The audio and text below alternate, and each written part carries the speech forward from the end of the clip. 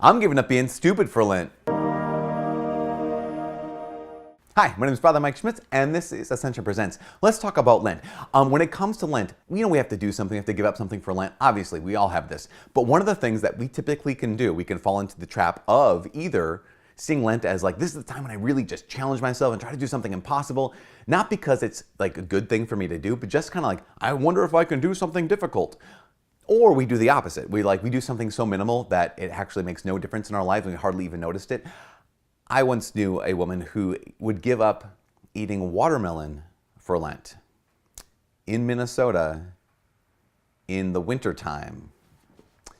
She may or may not have been one of my sisters. Or we do the whole twofer thing. Like, well, I mean, I guess I'd been meaning to lose some weight anyways, and if I gave up snacking, then maybe I get 2 for 1 kind of a thing. No, that's not bad, but it misses the point. The point of Lent is what?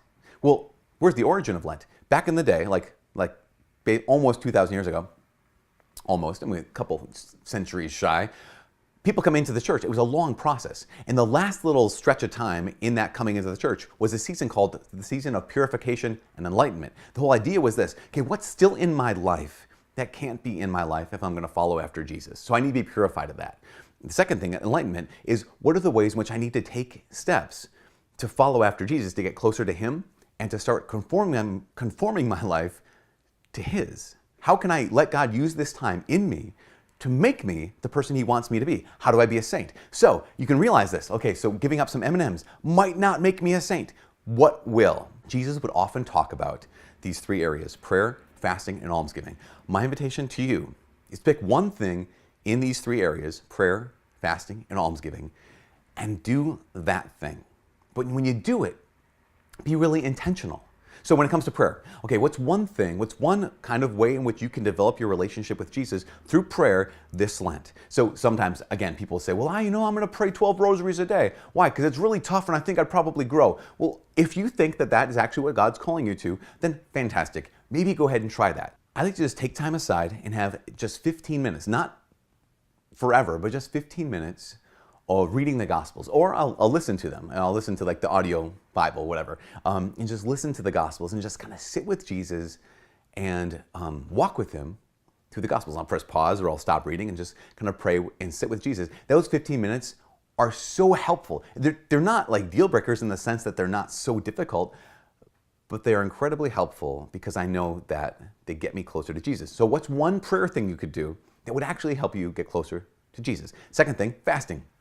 Now, keeping in mind that the church only asks us to actually fast on 2 days: Ash Wednesday, the beginning of Lent, and Good Friday, the day after the end of Lent, or the first day of the Triduum, Good Friday, and Ash Wednesday. And that fast also, you've probably heard about this. It's like, 2 small meals and 1 regular sized meal. It's not bigger than both 2 small meals combined, whatever. It's not really a fast. It's fine because, the fasting isn't about how hard it is. It's about how does it conform our hearts to Jesus. So what kind of fast do you need to have in your life?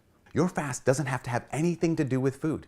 Maybe you'd say, well, I want to fast from social media, or I want to fast from something even more particular, from checking my phone all the time. I want to fast from texting. I imagine if you're living with someone, if you're living with your family, if you have some friends, one of the things that they probably notice is how often you're on your phone. Maybe a fantastic thing to do for you during Lent is to say, I'm going to fast from that. I'm only going to check my phone maybe whatever the thing is. You set it up for yourself. But what's something that you could get out of your life that will purify your life? I know so many of my college students, and not just our college students, but college students, or just people, young adults, who their go-to, I'm not doing anything, Netflix. I'm supposed to be doing something, Netflix. Maybe, if you say, I need to purify my life from some things that are keeping me from the Lord, and Netflix or Facebook or Twitter or Instagram, whatever the thing is, it's keeping me from being present. So maybe that's something you need to fast from. So prayer, fasting. Third thing, almsgiving. And the first 2 are kind of about you. So what do I need to be purified from? How do I need to get closer to the Lord? Almsgiving is all about how can I allow this time, how can I let God use me during this time to bless others? And now could actually be, okay, who am I going to give money to? Could be about money. But I know other people who will say this. They'll say, I'm going to give time. How do you give time? You can volunteer, of course, but that's not an everyday kind of thing. I know some people who have taken Lent And what they've done is they've decided that for every day during Lent, they're going to write a small note, short note of encouragement or short note of gratitude to people in their lives who they're thankful for. And so at the beginning of Lent, they write down 40 names, so it's already decided. And then each day, sit down, here's a note, write it to the person, send it in the mail, send it off. And that kind of thing is just like I'm taking time to bless someone else.